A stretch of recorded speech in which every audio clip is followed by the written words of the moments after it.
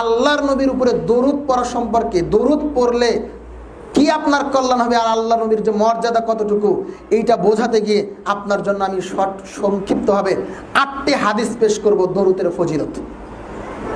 1 নম্বর হাদিস, আবু হুরায়রা রাদিয়াল্লাহু তাআলা আনহু বলেন, তিরমিজির 3545 নম্বর হাদিস, মিশকাতুল মাসাবির 927 নম্বর হাদিস।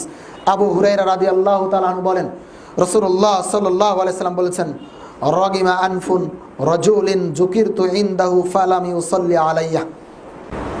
আল্লাহর নবী বলছেন, ওই ব্যক্তি লাঞ্ছিত, অপমানিত, ধ্বংস হোক যেই ব্যক্তির সামনে আমার নাম পড়া হলো, উচ্চারণ করা হলো, অথচ সে আমার উপরে দরুদ প্রেরণ করলো না। তার মানে ধ্বংস ওই ব্যক্তির। আরেকটি হাদিস আপনি জানেন, এইটাই একই হাদিস। আল্লাহর নবী মিম্বারে উঠতে গিয়ে বললেন, আমিন আমিন আমিন। তার একটি আমিন বলেছিলেন, জিবরিল আমিন বলেছিলেন যে হে আল্লাহর নবী, আপনার নাম শোনার পরে যে ব্যক্তি দরুদ পড়ে না ওই ব্যক্তি ধ্বংস হোক। আল্লাহর নবী বলেছিলেন আমিন। দোয়া করেছেন জিবরিল আমিন, আর সমর্থন করেছেন আল্লাহর নবী। কবুল হবেই হবে যে ব্যক্তি আল্লাহর নবীর নাম শোনার পরে দরুদ পড়ে না ও ধ্বংস হবে।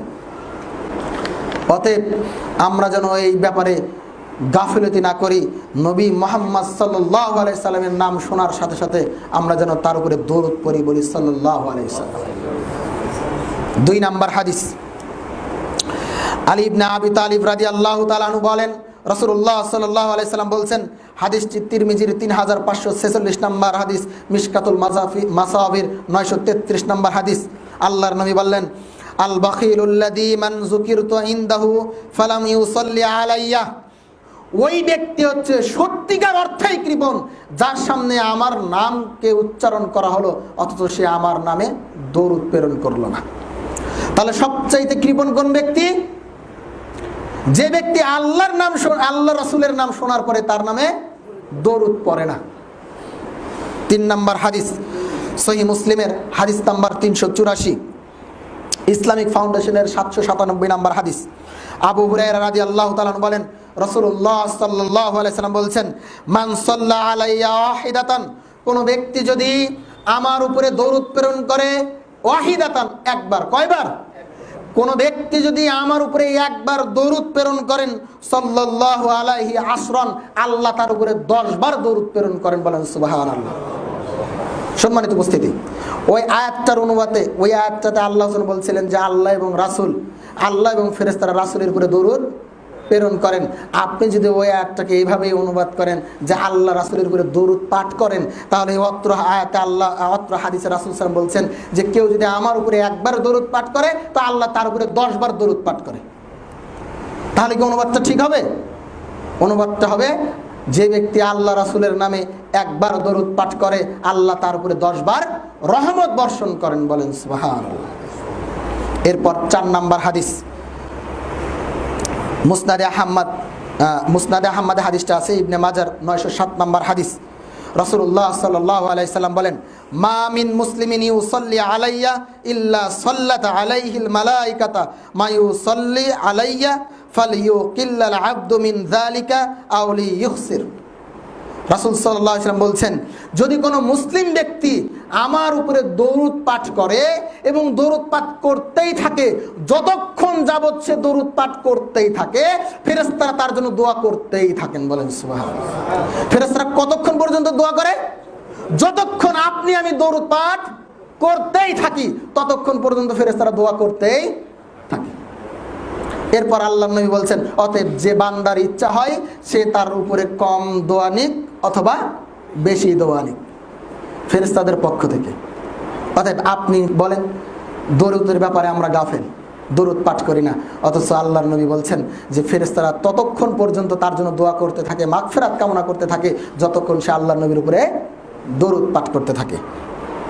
এরপর আসুন 5 নম্বর হাদিস, মিশকাতুল মাসাবির 938 নম্বর হাদিস, তিরমিজির 486 নম্বর হাদিস। হাদিসটি উমর ইবনুল খাত্তাব রাদিয়াল্লাহু তাআলা আনহু বলেন, ইন্না দুআ মাওকুফুন বাইনাস সামাই ওয়াল আরদ। যখন কোনো বান্দা দোয়া করে তার বান্দাটা আসমান এবং জমিনের মাঝে ঝুলতে থাকে, লটকিয়ে থাকে। যখন আমরা কেউ দোয়া করি তখন আমাদের দোয়াটা আসমান এবং জমিনের ভিতরে ঝুলতে থাকে। লা ইয়াসআদু মিনহু শাইউন, এটা উপরে একটু উপরে ওঠে না, বিন্দু মাত্র কি করে না, উপরে ওঠে না। হাত্তা তুসাল্লিয়া আলা নবিয়িক, যতক্ষণ না তোমরা তোমার নবীর উপরে দরুদ পাঠ করো। উমর রাদিয়াল্লাহু তাআলা আনহু বলছেন যে মানুষ যখন দোয়া করে তখন তার এই দোয়া আসমান এবং জমিনের ভিতরে লটকিয়ে থাকে, ঝুলতে থাকে, একটু আসমানের দিকে উঠে যায় না, যতক্ষণ পর্যন্ত নবীর উপরে দোয়া পাঠ না করা হয়। তাহলে আপনার আমি যতই দোয়া করি, দোয়া কোথায় থাকে? আসমান এবং জমিনে। যদি আমরা দোয়া শেষে দরুদ না পড়ি, তাহলে দোয়া কবুলের অন্যতম একটা শর্ত কি? আল্লাহর নবীর উপরে দরুদ প্রেরণ করা। আল্লাহ তাআলা আমাদেরকে বোঝার জন্য তৌফিক দান করুন, আল্লাহুম্মা আমিন। 6 নম্বর হাদিস, আনাস রাদিয়াল্লাহু তাআলা হতে বর্ণিত, নাসাইর হাদিস নাম্বার 1297, মিশকাতুল মাসাবির 922 নম্বর হাদিস, হাকিমেও হাদিসটা আছে। আনাস রাদিয়াল্লাহু বলেন রাসূলুল্লাহ সাল্লাল্লাহু আলাইহি ওয়াসাল্লাম বলছেন, মান সাল্লা আলাইয়া সালাত ওয়াহিদাতান, কোন ব্যক্তি যদি আমার উপরে একবার দরুদ পাঠ করে, সাল্লাল্লাহু আলাইহি আশরান সালাওয়াত ওয়া হুত্তাত আনহু আশরু খাতিয়াত ওয়া রুফিয়াত লাহু আশরু দারাজাত। আল্লাহর নবী বলছেন, কেউ যদি আমার উপরে একবার দরুদ পাঠ করে, তাহলে আল্লাহ সুবহানাহু ওয়া তাআলা তার উপরে 10 বার রহমত বর্ষণ করেন, তার আমলনামা থেকে 10টা গুনাহকে মুছে দেন এবং তার 10টি মর্যাদার স্তর বৃদ্ধি করেন। বলেন সুবহানাল্লাহ। কয়বার দরুদ পাঠ করতে? একবার যদি কেউ দরুদ পাঠ করে নবীর উপরে, তাহলে আল্লাহ সুবহানাহু ওয়া তাআলা স্বয়ং তিনি ওই বান্দার উপরে 10 বার রহমত বর্ষণ করেন। তিনি তার আমলনামা থেকে 10টি গুনাহকে মুছে দেন এবং তার মর্যাদার স্তর 10 গুণ বৃদ্ধি করেন। বলেন সুবহানাল্লাহ। এরপর আসুন 7 নম্বর হাদিস, আবু দারদা রাদিয়াল্লাহু তাআলা আনহু বলেন, হাদিসটি সহিহ জামিউস সগীর, হাদিস নাম্বার 8811 নম্বর হাদিস, সনদ হাসান, নাসিরউদ্দিন আলবানী রাহিমাহুল্লাহ। আবু দারদা রাদিয়াল্লাহু তাআলা বলেন রাসূলুল্লাহ সাল্লাল্লাহু আলাইহি ওয়াসাল্লাম বলছেন, মান সাল্লা আলাইয়া হিনা ইউসবিহু আশরান ওয়া হিনা ইউমশি আশরান আদরাকাতুহু শাফাআত ইয়াউমাল কিয়ামাহ। কোন ব্যক্তি যদি রাসূলুল্লাহ সাল্লাল্লাহু আলাইহি ওয়াসাল্লামের উপরে দরুদ প্রেরণ করে সকালে 10 বার এবং সন্ধ্যায় 10 বার, সকালে 10 বার এবং সন্ধ্যায় 10 বার নিয়মিতভাবে দরুদ পেশ করে, তাহলে কাল কিয়ামতের মাঠে আল্লাহর নবী তাকে শাফাআত করবেন, সুপারিশ করবেন। এরপর 8 নম্বর হাদিস, ইবনু মাজার 908 নম্বর হাদিস, সনদ হাসান। আব্দুল্লাহ ইবনে আব্বাস রাদিয়াল্লাহু তাআলা আনহু বলেন রাসূলুল্লাহ সাল্লাল্লাহু আলাইহি সাল্লাম বলছেন, মান নাসিয়াস সালাতা আলাইয়া, কোন ব্যক্তি যদি আমার উপরে দরুদ পাঠ করতে ভুলে যায়, খুতিয়া তরিকল জান্নাহ, সে যেন জান্নাতের পথই ভুলে গেল। হাদিসটা আবার বুঝুন, আল্লাহর নবী বলছেন, মান নাসিয়াস সালাতা আলাইয়া, কোন ব্যক্তি যদি আমার উপরে দরুদ পাঠ করতে ভুলে যায়, খুতিয়া তরিকল জান্নাহ, সে যেন জান্নাতের পথই ভুলে গেল। আল্লাহু আকবার। বলেন তো দেখি, আজকে আমরা কয়বার আল্লাহর নবীর প্রতি দরুদ প্রেরণ করেছি? আজকে তো জুমার দিন, আল্লাহ নবী বলছেন জুমার দিনে বেশি বেশি তোমরা আমার উপরে দরুদ পাঠ করো, দরুদ প্রেরণ করো। আমরা কয়বার প্রেরণ করেছি সকালে ফজর পর থেকে নিয়ে এখন পর্যন্ত? আপনি তো দুনিয়া নিয়েই পড়ে আছেন, একটা দিন একটা সময় আপনার হয় না আল্লাহর জন্য দেওয়ার।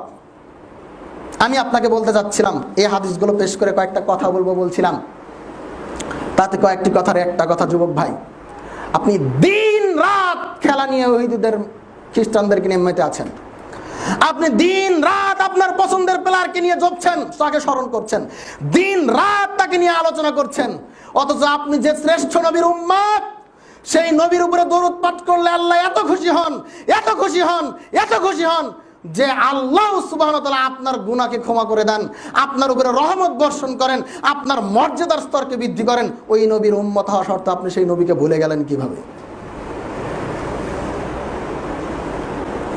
আপনি নিজের মনকে, নফসকে, আত্মাকে প্রশ্ন করেন। আপনি যেই পরিমাণে ওই খেলোয়াড়টাকে ভালোবাসেন, যেই পরিমাণে এই খেলাকে ভালোবাসেন, ওই পরিমাণে আপনি আল্লাহর নবীকে ভালোবাসেন কিনা, এটা আপনি আপনার অন্তরকে প্রশ্ন করবেন। যে নবীর উপরে দরুদ পাঠ করলে এত মর্যাদা হয়, আল্লাহর নবী বলছেন যে আমার প্রতি দরুদ পাঠ করে না করতে ভুলে যায় সে জান্নাতের পথে ভুলে যায়। তো আপনি তো দিন রাত খেলা নিয়ে পড়ে আছেন, দিন রাত দুনিয়া নিয়ে পড়ে আছেন, দিন রাত প্লেয়ার নিয়ে পড়ে আছেন, আপনার তো নবীর কথা স্মরণই হয় না। তো আপনার জান্নাতের পথ কোথায়? কোথায় আপনার জান্নাতের পথ? আমরা যারা সালাত আদায় করি, যারা মোটামুটি একটু ধর্ম মানার চেষ্টা করি, তারাই বা কতবার স্মরণ করে আল্লাহর নবীর প্রতি দরুদ প্রেরণ করি বলেন তো? তাহলে আমরাই যদি এই অবস্থায় থাকি, যারা সালাতই পড়ে না তারা কোন অবস্থায় আছে?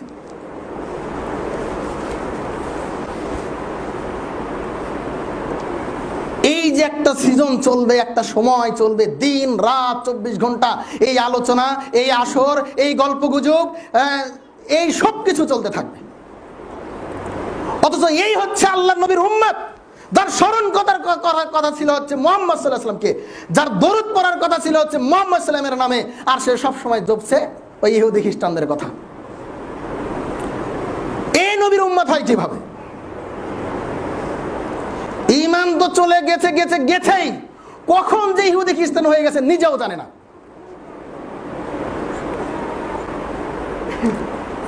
আল্লাহ তাআলা আমাদেরকে বোঝার জন্য তৌফিক দান করুন, আল্লাহুম্মা আমিন।